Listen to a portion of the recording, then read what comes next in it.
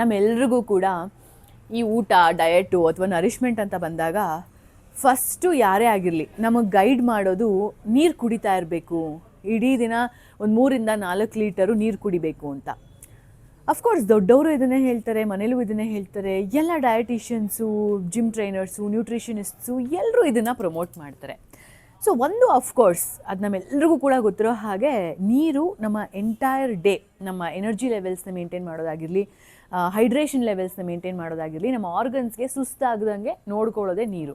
ಯಾವತ್ತಾದ್ರೂ ನೀವು ಕಡಿಮೆ ನೀರು ಕುಡ್ದು ನೋಡಿ ತಲೆನೋವು ಬರೋದಕ್ಕೆ ಶುರು ಆಗುತ್ತೆ. ಸೊ ಬರೀ ಇಷ್ಟೇ ಅಲ್ಲ, ಏನು ಗೊತ್ತಾ, ನನ್ನ ಪ್ರಕಾರ ನೀರನ್ನು ಕುಡಿಯೋದು ನಮ್ಮ ಬಾಡಿಗೆ ನಾವೇ ರಿಮೈಂಡ್ ಮಾಡ್ತಾ ಇರೋ ಥರ, ನಾನು ನಿನ್ನನ್ನು ಕೇರ್ ಮಾಡ್ತಾ ಇದ್ದೀನಿ, ನಾನು ನಿನ್ನನ್ನು ಮರ್ತಿಲ್ಲ. ಸೊ ನೋಡು, ನಾನು ಪ್ರತಿ ಸಿಪ್ಪು ಕುಡಿತಾ ಇದ್ದೀನಿ ಅಂತ ಅಂದರೆ ಎಲ್ಲೋ ಒಂದು ಕಡೆ ನನ್ನ ಬಾಡಿನ ನಾನು ಕೇರ್ ಮಾಡ್ತಿದ್ದೀನಿ. ಸೊ ನೀನು ಇನ್ ರಿಟರ್ನ್ ನನಗೆ ಕೇರ್ ಮಾಡಬೇಕು, ಕೇರ್ ತೋರಿಸ್ಬೇಕು ಅನ್ನೋದು ಸಬ್ಕಾನ್ಷಿಯಸ್ಲಿ ನಮ್ಮ ಮೈಂಡಿಗೆ ಹೋಗುತ್ತೆ.